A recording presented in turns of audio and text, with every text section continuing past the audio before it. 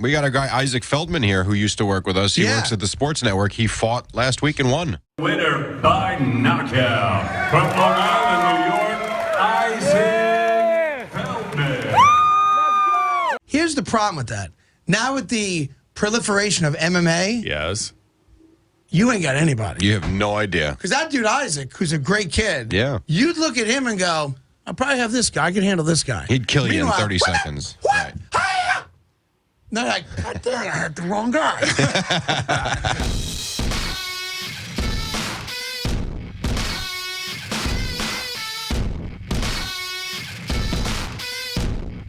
Welcome to the IkeTagon.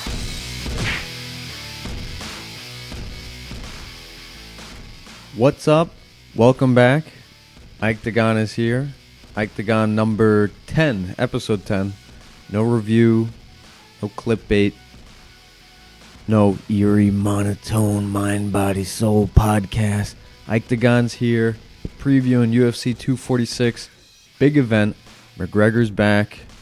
Cowboy Cerrone. Holy crap. It's finally here. Resolutions. I'm going to try not to curse as much.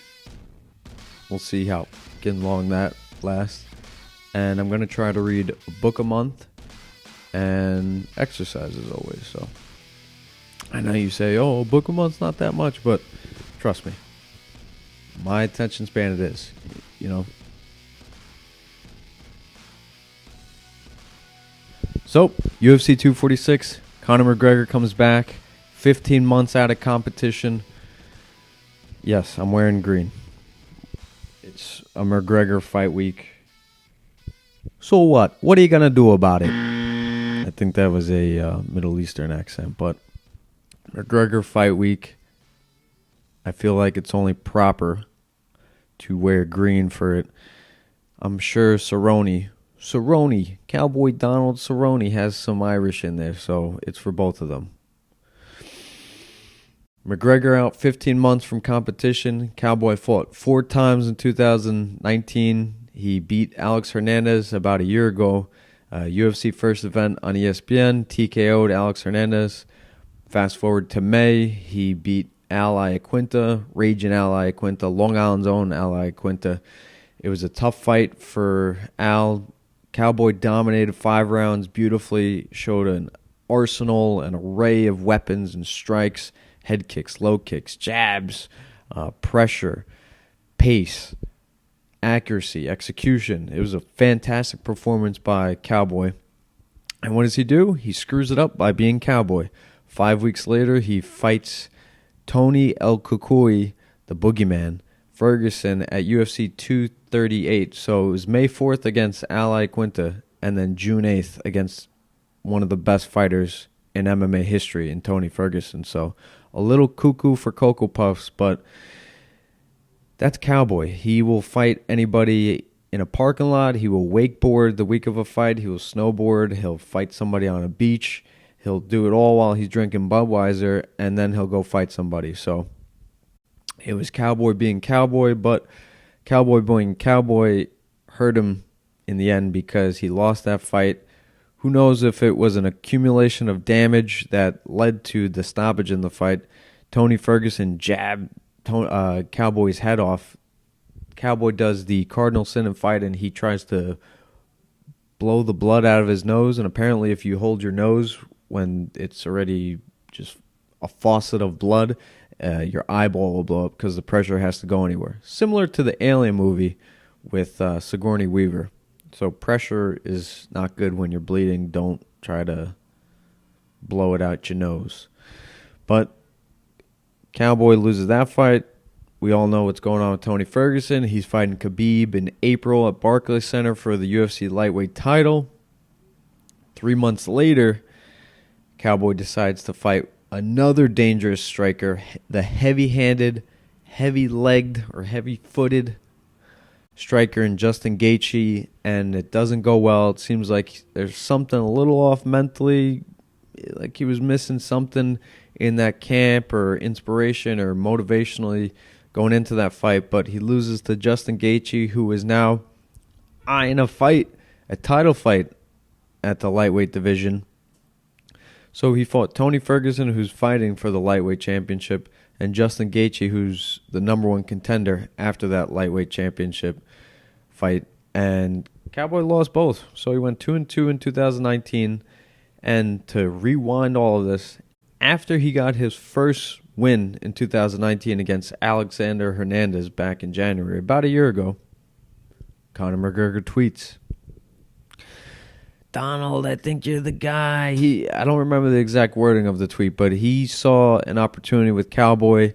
The rumor was that they were trying to fight in July. It was going to be co-main event. It probably wasn't. There's obviously some negotiations going on there. In between that time, in March, McGregor retired.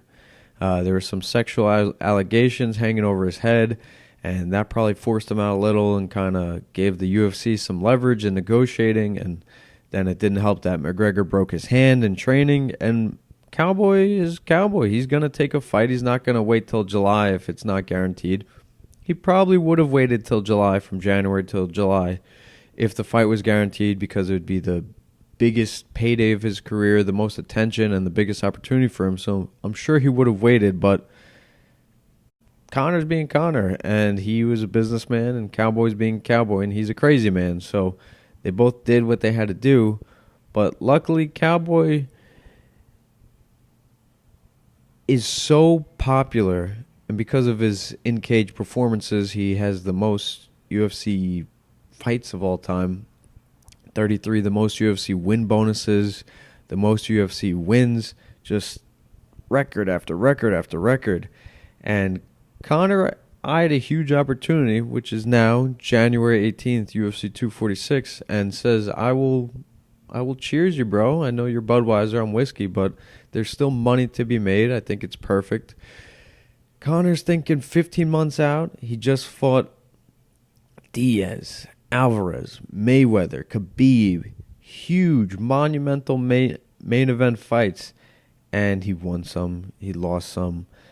But 2019 was, now this is his quotes, was a learning year and a chance to wipe the slate clean, and now he eyes Cowboy as the start of a season.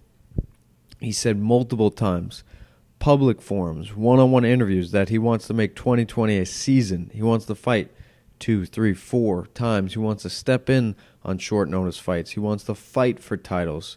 He wants to obviously expand the business and the brand of the McGregor train that is, and the McGregor, that brand that is, this international colossal brand.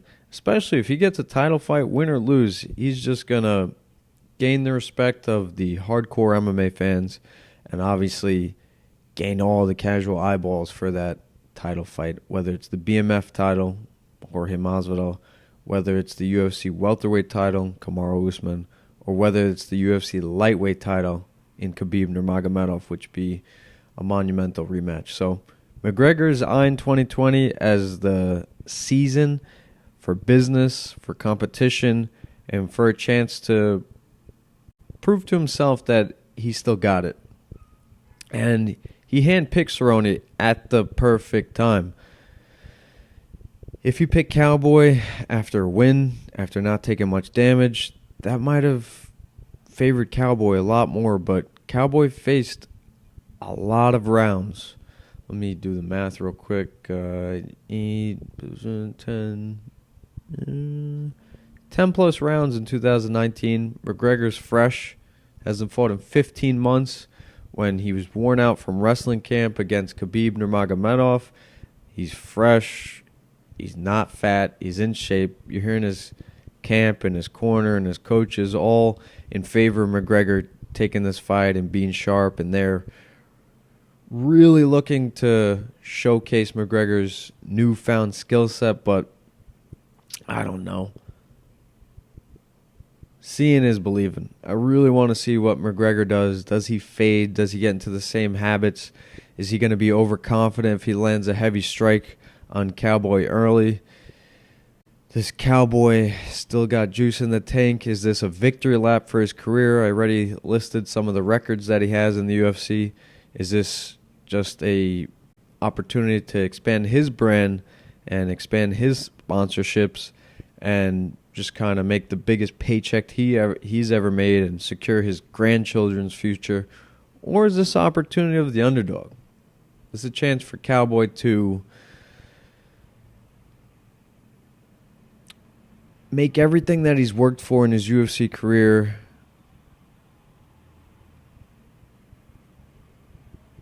just gratifying it, just putting a stamp on it, and tell his story to a broader audience, and not just be a highlight reel walking into this fight and being on the end of somebody's highlight reel leaving this fight. I don't think he wants to be a stepping stone for McGregor. So you're going to get a great performance from Donald. Even if he's nervous, even if he starts slow, I don't see him going out with one shot. I think he's better than that. I think he's put a lot of money into this camp. He's a risk taker, and you're telling me that he's going to get 5 to 10 to 15 million in a fight. He's going to pay it forward and pay it back to himself. He's going to give it to his trainers. He's going to find specific boxers, specific styles, karate, taekwondo, boxing, smack talk, whatever style you say McGregor is. Cerrone will prepare, I'm combining two words because of the next word, prepare properly. No pun intended. But he's definitely going to be a well-oiled machine come January 18th, and I don't see the fight being easy for McGregor. He's going to have to earn it. Again, watch out for McGregor landing that first early, heavy strike, and let's see if he gets overconfident. Let's see if he's patient. He's saying that patience, it's a skill that he's learning, that he's evolved. Let's see if he's patient. He's shown in his past that he can be impatient, that he can rush Nate Diaz and gas out in the second round, that he can rush Mayweather and gas out in the 7th, 8th, and 9th round and get knocked out in the 10th round.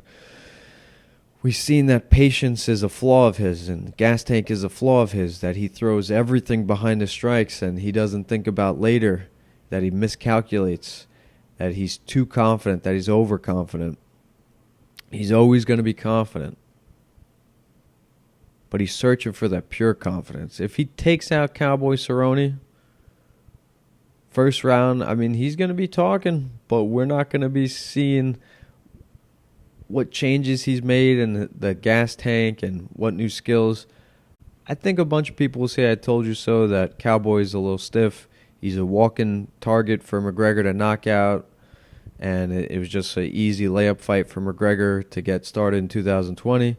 I want to see McGregor evolve. I want to see him be patient. I want to see him pick apart his opponent like he did against Nate Diaz in the second fight where he showed cardio. He went 5 rounds where he showed in that 4th round that he could overcome adversity. Let's see growth. Let's see it. I'm not going to be too impressed if he walks in there and knocks out Cowboy in the first round. That will be because of Cowboy's accumulated damage in 2019, and you could say that Cowboy didn't prepare properly and he didn't warm up properly, and he's nervous and he shrunk under the spotlight. I don't think that's going to happen. I think that there's a low percentage of McGregor knocking out Cowboy in 30 seconds, or the first round or the second round. This fight's at least going 3 or 4. McGregor's coach is hinting that he might throw up a guillotine or some jiu-jitsu out Cowboy. Let's see that. Let's see a 4th round stoppage from McGregor.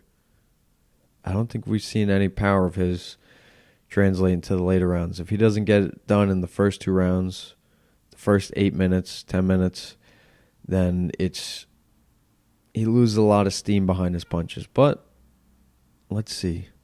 I don't know. He's looking thick. He's looking strong. But again, bigger muscles means a lot more blood has to flow to the muscles.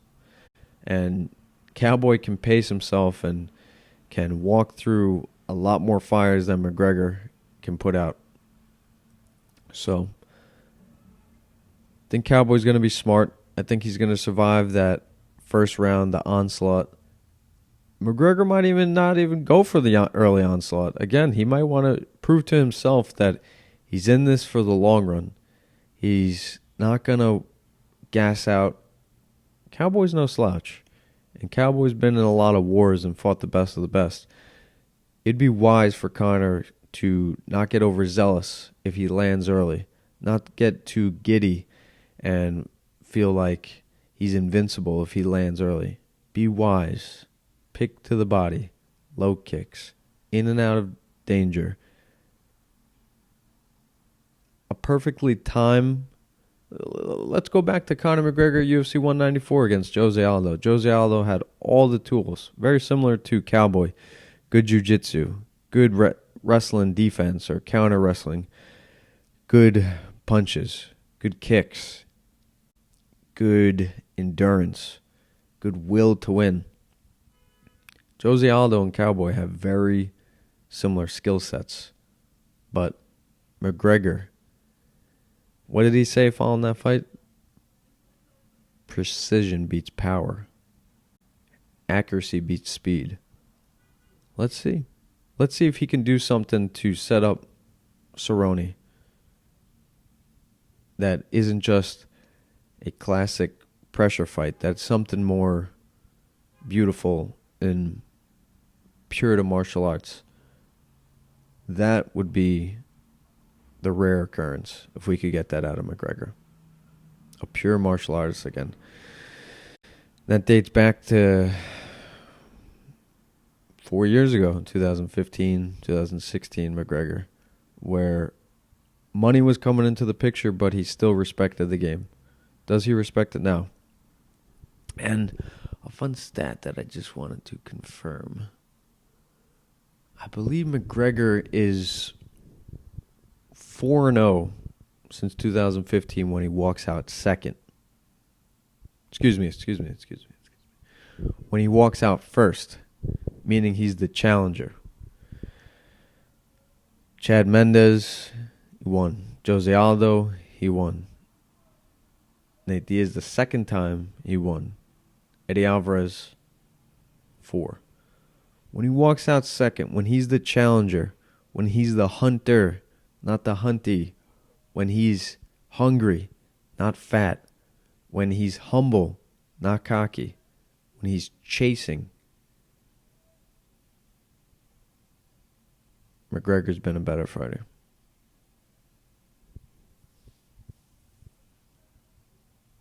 I mean, he did lose to Khabib walking out first, but he had a whole smoke show. He was doing his $1 billion Vince McMahon strut with the smoke show of Game of Thrones. He did walk out first, but that was disappointing. He was drinking 10 days before publicly. Who knows what he was doing privately. We saw him toast with Dana White at the UFC 229 press conference. And he says he hasn't drank in 3 to 4 months. I don't like the month window that he says 3 to 4 months. You either know the date or you don't. And his vice is drinking. He's obviously a businessman in the whiskey business, but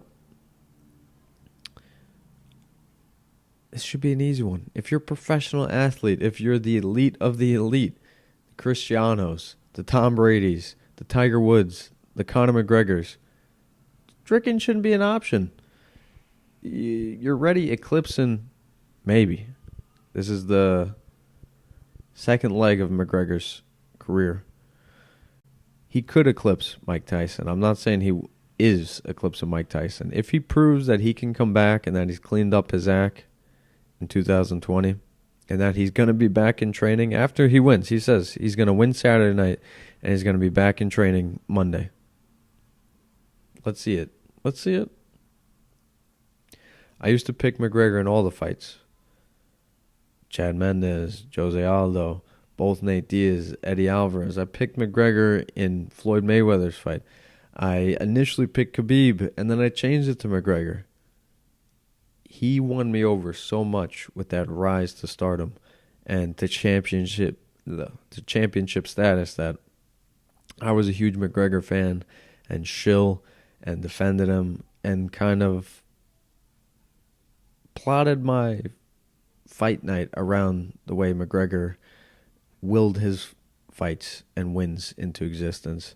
And I credit a lot of him for helping me find the confidence. But I'm not a scumbag, disrespectful businessman right now. McGregor's got a lot to prove. And it's tough to pick him because I think he is going to win against Cowboy Cerrone. But I want to see the next opponent, whether it's the Masvidal, the Gaethjes, the Usmans, the Tony Fergusons, the Khabibs. That will test his true martial artist self. This could be a nice celebration for a martial artist. And we'll find out if the sun is rising or setting on the McGregor career. So is my light bill. I think I need to pay electric. We pay this month? No? All right. So I need to wrap this up before the sun goes down. Let's see. If I look at the way the sun is setting in the shadows, it's about 5 o'clock. Okay. Need to get this going. So let's start from the lower half of the card. Nasrat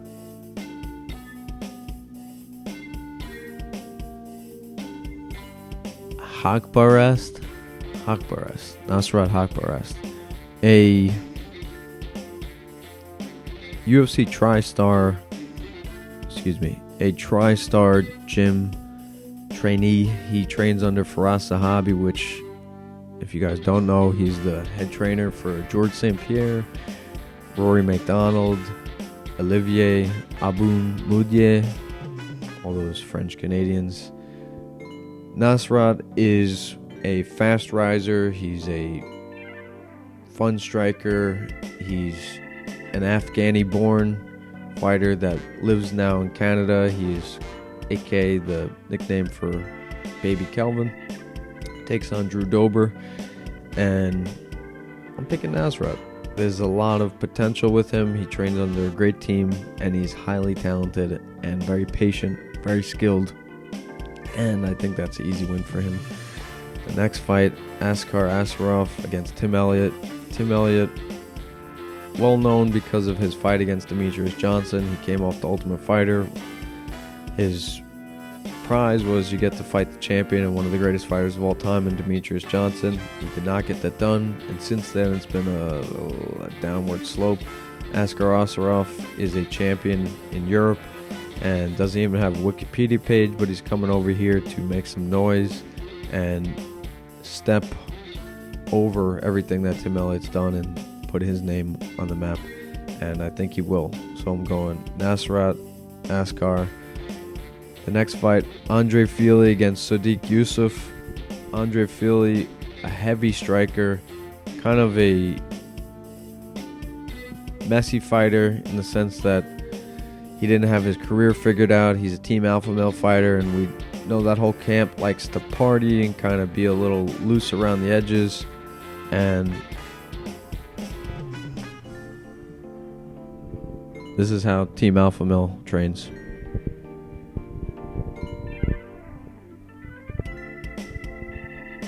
Love my neighbors, love my neighborhood. Andre Fili is going against Sodiq Yusuf, African native who's worldly talented. He's on a roll. He's got a couple wins under his belt, a couple finishes under his belt. Fili's been a veteran in the UFC and in mixed martial arts and against high competition. He's fought Max Holloway. He's fought Artem Lobov. He's fought Alex Caceres. Andre Fili's fought the who's who in featherweight. Does Sodiq Yusuf make it his night? Yes.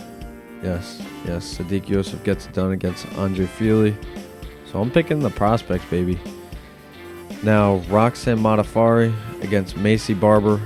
Macy Barber, a young up-and-coming fighter, one of the brightest stars or up-and-coming stars in the UFC. She trains under Factory X out in Denver under Mark Montoya, with the Camozzi brothers, with Steven Seiler, with Anthony Smith. Macy Barber is talking the talk and walking the walk. She's walking through her opponents. She's young. She's vibrant. She's marketable. She's calling out Paige Van Zandt. She's has her eyes on a title in early 2021 or late 2020. She's working with Ben Askren. She takes on the lovable, the friendly, the kind, the very positive Roxanne Modafferi, and a veteran is Modafferi. And it's a fun fight. It's a huge step up in competition for Macy Barber. Does Macy get it done? Does she gas out earlier? Does she pace herself and not put it on too early? There's a lot of pressure and there will be a lot of eyeballs on her. This is the main event in the ESPN portion of the card.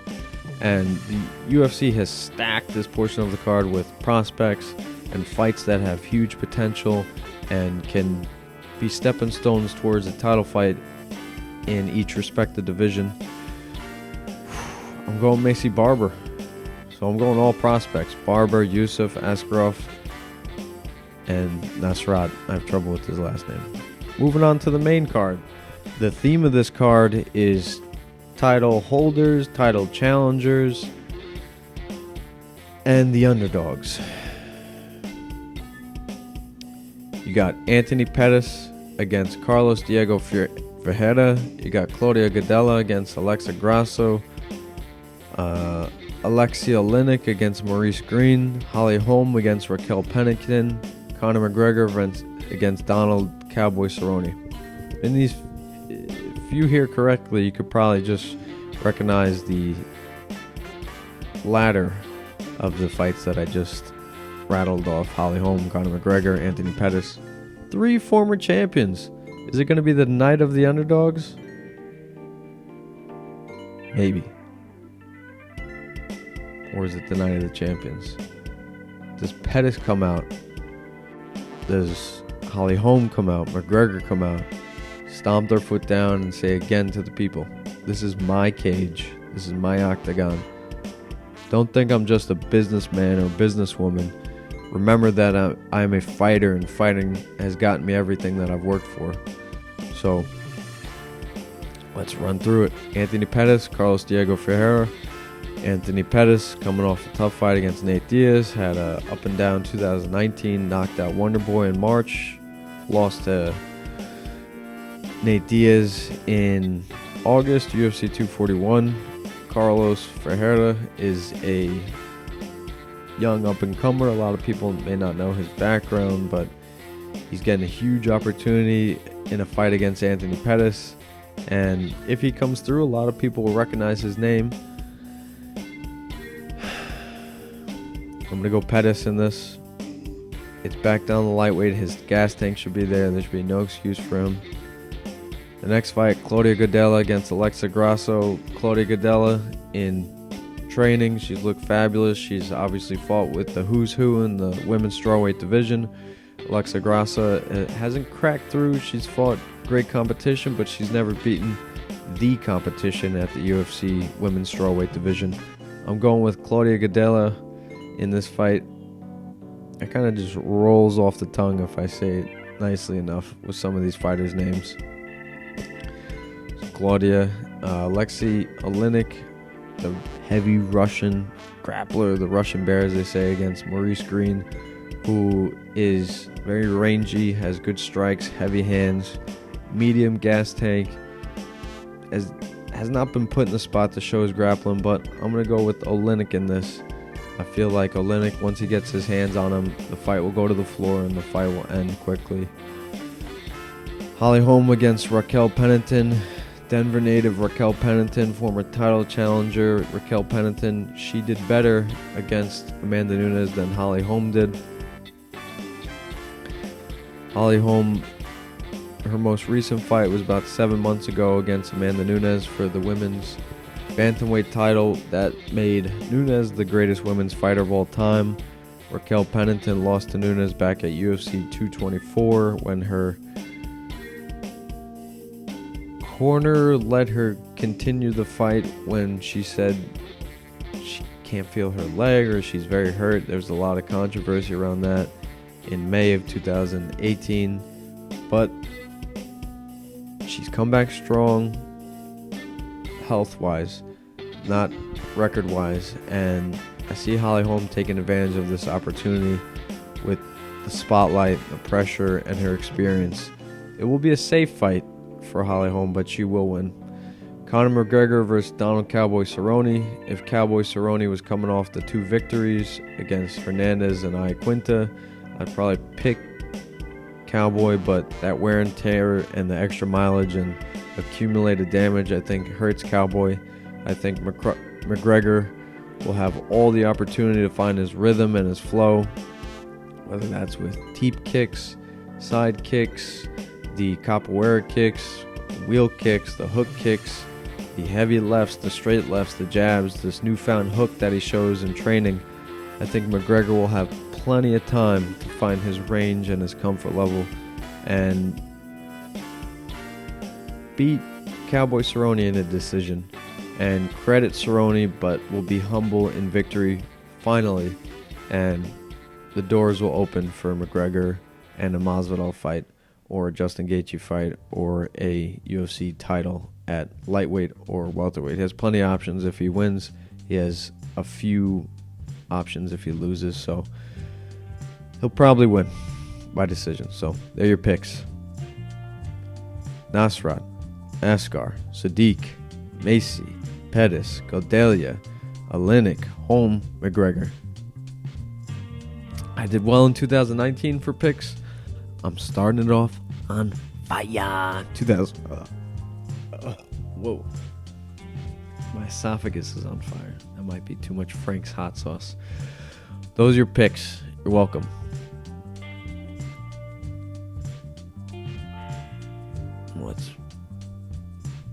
There we go. There's some light.